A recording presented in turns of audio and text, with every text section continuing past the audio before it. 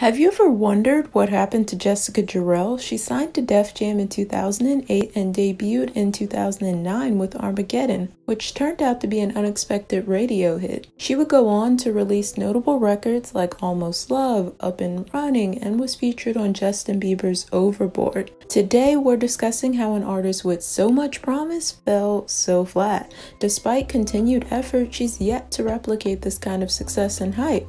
In this episode, we're trying to uncover why, but first, you need to subscribe. How was it working for Def Jam? I love Island. They're amazing. I mean, they have so many great artists. And, Right.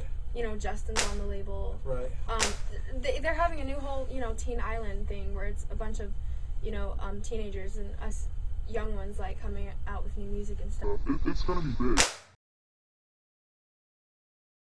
Jessica Jarrell was born on January 1st, 1995 in Diamond Bar, California to Jackie and Kim Jarrell. She's biracial with a white father and a black mother. Her father is a businessman and her mother worked in education.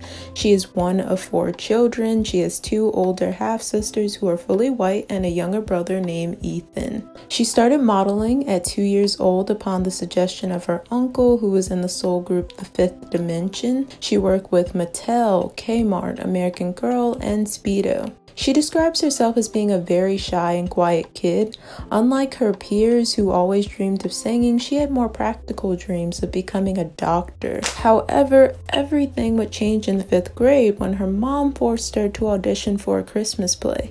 She was so against it that she had to be carried into the room by her friends. And to make matters worse, she ended up at the wrong audition. It was for singing, not acting. She tried pleading with the judges, but they weren't hearing it. They gave her the song, Come and Worship Jesus. She learned it and sang it for them. To her surprise, everyone was blown away. Kids ran to her mom who worked at the school telling her how great Jessica sounded. She wound up getting 2 parts. This is when she realized she wanted to sing. Shortly afterwards, she got a vocal coach and began singing with Future America, a group that performed around the city, which helped her overcome her stage fright. Then she started posting covers on YouTube and was getting tons and tons of views. Have my heart, it will never be worlds apart. Maybe in magazines, but you still be my star. Her mom's friend knew this producer and told him to check Jess out. He watched her videos and asked her to come work with him. This producer was Toby Gad, who at the time had written for acts like Fergie, Keke Palmer, and Hannah Montana. One day, Toby found himself at the Def Jam offices playing music. L.A. Reid was walking down the hallway when one of Jess' songs happened to play. He came into the room and told Toby that he wanted to meet whoever that was now. In 2008, she signed to Island Def Jam, specifically Mercury Records, Teen Island. She was 12 going on 13. She worked with L.A. Reid and David Massey. One thing that I want to emphasize is that she had writing credits on almost all her songs, which was a rarity then, especially for an artist so young. She learned to write from her dad, who used to play around with the guitar and piano and make songs. Her inspirations were Beyonce, Rihanna, Drake, Mariah Carey, Whitney Houston, and Michael Jackson. She worked with Neo, Nick Jonas, Lyrica Anderson, and a bunch of other pop songwriters. Her first official performance was at Obama's Easter egg roll, which she describes as being one of the most incredible experiences ever. In 2009, she was in the Nickelodeon film Schoolgirls along with her label mate Justin Bieber. While on set, her and Justin were singing and playing around when Justin's manager, Scooter Braun, suggested they do a duet, and they did. That record would become Overboard. Later on that year, Armageddon leaked and became a radio hit. In March 2010, she released her first single, Almost Love. Fatima Robinson, who had worked with Michael Jackson and Aaliyah, did the choreography. She was wearing Pastry shoes as she was their brand ambassador. I remember liking this song back then, but looking back, I don't know why. I think it's weird that she was listing her measurements in a song for teens. March was also when Justin Bieber's My World 2.0 album was released with their collaboration on it. and the Backup Plan soundtrack, which featured her song Key to My Heart. That summer, she went on Justin's My World tour with Sean Kingston, Mindless Behavior, Tanaje's old group The Stunners, and Jasmine V. If you were around that age then and on Twitter, you probably remember seeing or reading about all the fun they had. In the midst of the tour, she released Up and Running. The video featured her label mates Khalil and Aaron Fresh, as well as Diggy Simmons, who she was dating. This was one of her better songs. It had a nice pre-chorus and chorus, very reminiscent of her label mate Rihanna's Shut Up and Drive, a successful record that they were likely trying to replicate. The song didn't chart but served as a nice buzz single and gave her something else to perform. This would be her last single with Def Jam. She anticipated releasing an album, but it never happened. In late 2011, she released Confetti Falls.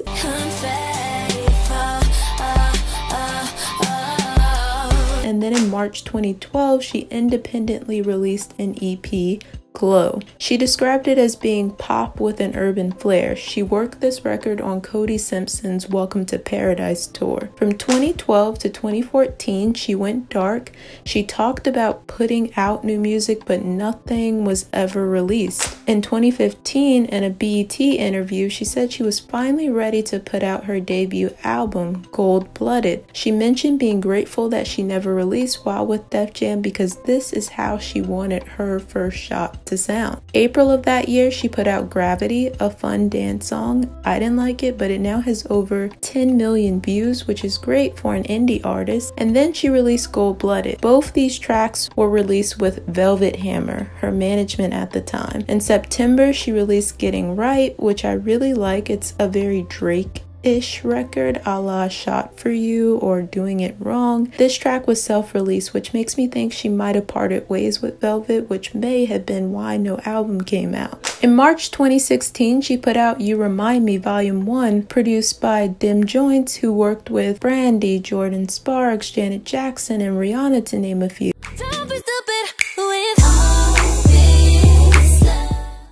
She also collaborated with him for a cover series called Don't Hog the Covers. In September, she put out a bop called Come Closer featuring KR, and this was released under Sunset Dreams, a new label founded in 2016.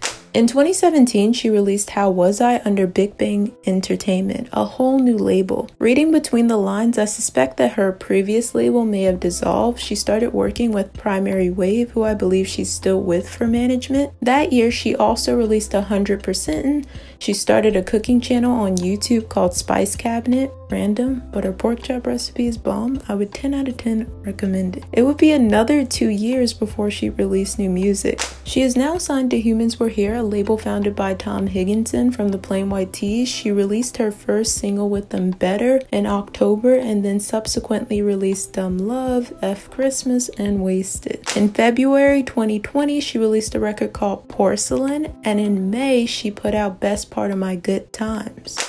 What happened to her? Jessica Jarrell has all of the makings of a star. She is just as talented as all of her contemporaries like Ariana Grande, Demi Lovato, and Selena Gomez. The only difference between her and them is that they were given a chance to succeed and she was not. This speaks to the fact that Black women don't get a lot of chances. This is why Normani is taking her time with her album, because she knows how this game goes. Nonetheless, here are some issues that I see with Jessica's career. Label. Def Jam was the premier label. At the time Jess signed, the label was investing in youth talent. They even went so far as creating a subsidiary called Teen Island with the intention of building up all of these teen stars, but none popped off except for Justin. Justin's success came so fast that when the others didn't take off, the label just gave up on them. Many of those artists who were left hanging were Black. It highlights the fact that Black artists aren't given a lot of chances despite the unique barriers they face. Management also plays a role. I believe her mom initially managed her, but she may have benefited more from having someone more hungry like Scooter.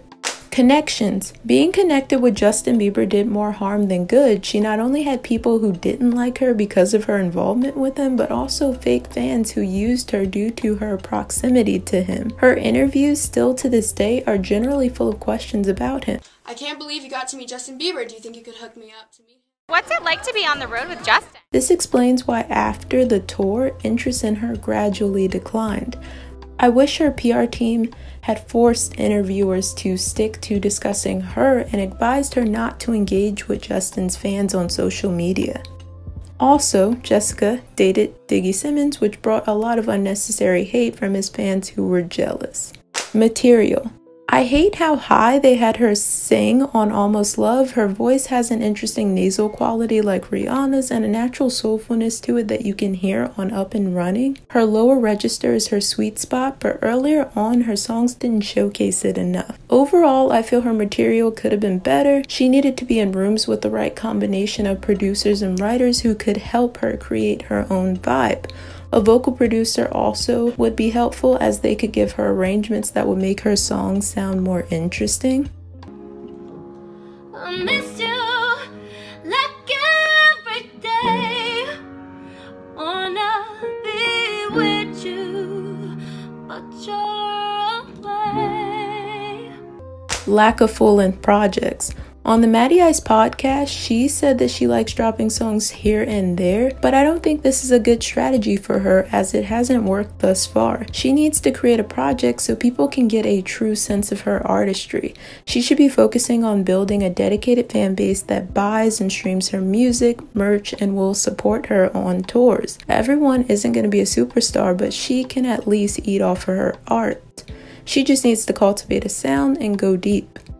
Reintroduce herself to the public. She needs to reintroduce herself as a grown woman. People need to get acquainted with her. She should do vlogs in the studio and allow fans to be a part of the process and give feedback so that she can create better songs. The songs she doesn't use should be shopped to other artists. She also should start doing covers again.